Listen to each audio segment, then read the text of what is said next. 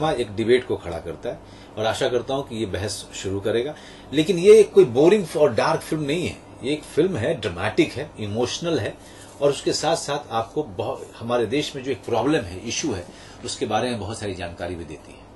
आदिल खान का सोच ये है कि अगर सिस्टम काम नहीं करे तो उसे ठीक करना चाहिए, उसे खत्म करके किसी का फायदा नहीं। अगर बंदूक की नोक पर कोई भी सत्ता हथियाएगा तो फिर राज कैसे ताकत से करेगा, ये लोगों को सोचना चाहिए। तो वो उस तरीके के विचार हैं उनके।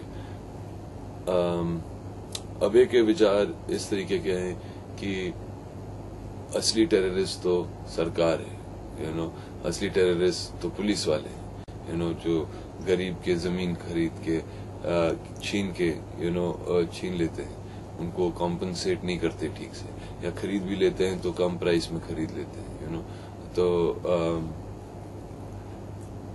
और कोई माँ अपने बच्चे के हाथ में बंदूक तो थामना नहीं चाहिए।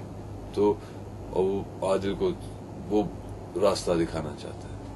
आदिल कहता है कि ठीक है, देख तेरे समस्या है लेकिन तरीका गलत है, तो ये है वो चक्रव्यूह। ये फिल्म है, ये फिल्म है दो दोस्तों की कहानी है, इमोशनल है, एंटरटेनिंग है, एक्शन है, ड्रामा है, और उस एंग्स्ट के अंदर आपके एक्सप्रेशन, एंगर में कंफ्यूजन है।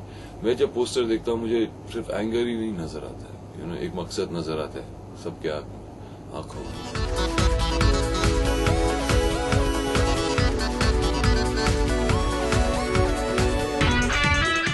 प्रकाश जी के साथ मैंने एक हफ्ते के लिए हमने प्रिपेयर किया, कैरेक्टर को लेकर, कहानी को लेकर अंडरस्टैंड किया कि इसका बैकग्राउंड क्या होगा और किस जोन में ये फिल्म है, और क्या कहना चाह रहे हैं इस फिल्म को लेकर, क्या कहना चाह रहे हैं मेरे कैरेक्टर को लेकर। इस पर हमने एक हफ्ता बिताया और फिर क्योंकि एक्शन सीक्वेंसेस हैं इस फिल्म में, मैंने हमेशा मेरी प्रैक्टिस रही है क्राव मागा में, एक Israeli form of martial arts है, तो उसकी वजह से फ्लेक्सिबिलिटी अच्छी रही है मेरी और स्टैमिना भी काफ़ी थी अच्छी, तो I was able to do the stunts and everything like that. भागना पड़ा काफ़ी दिनों के लिए, साइकिल पर बैठकर उसको चलाना पड़ा इन द फॉरेस्ट।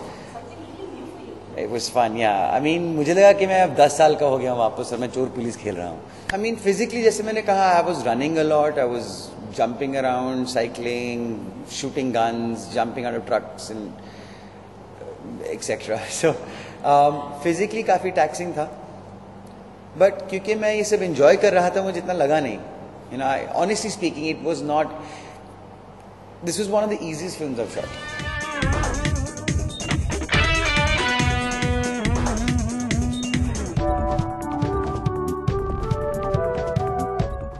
ये फिल्म किसी को नहीं बताएगी कि अच्छा इस समस्या का हल ये है। हम प्रीच नहीं कर रहे, हम किसी को कुछ नहीं बता रहे, हम सिर्फ ये दिखा रहे हैं लोगों को कि ये आपका प्रॉब्लम है इस देश में। अभी इसको किस तरीके से सॉल्व करें, जब आप प्रॉब्लम समझ जाएंगे आप खुद ब खुद सोल्यूशन भी ढूंढ सकते हैं। It's such an important story. So you felt proud at the end of the day that you were a part of this story, and that was I think that was the driving force for me personally. I think for a lot of us actors on the set, you just feel, oh wow, okay, this is happening in our country. And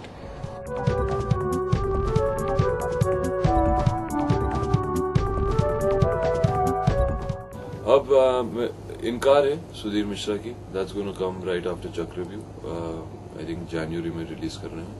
और अब मैं कल से shooting कर रहा हूँ निखिल अडवाणी की film, tentatively उसका टाइटल है DD. I will gravitate towards such films which don't preach to you. I don't think Shanghai preached what is right or wrong, and I don't think Chakravyu does either, preach to you and tell you, okay, this is right and that is wrong. I think what these films have done is they've, like I said, highlighted an issue and presented it to you and shown you 5 different points of view of the same issue. And only a movie can do that. And I get excited by films that do that, because they're provocative, they're entertaining, they're contemporary, they're relevant. So why would I not want to do a film like that?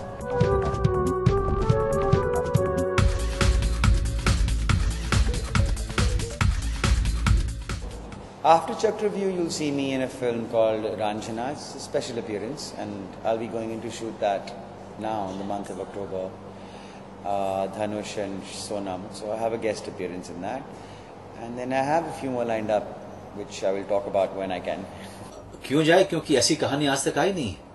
क्यों जाए? क्योंकि ऐसी entertaining film आपने हाल फिलहाल में नहीं देखी है। क्यों जाए? क्योंकि नक्सलाइट का प्रॉब्लम ऐसा है जिसे पूरे ज्यादा से ज्यादा हिंदुस्तान नहीं जानता है। क्यों जाए? क्योंकि अच्छी फिल्म कौन छोड़ना चाहता है।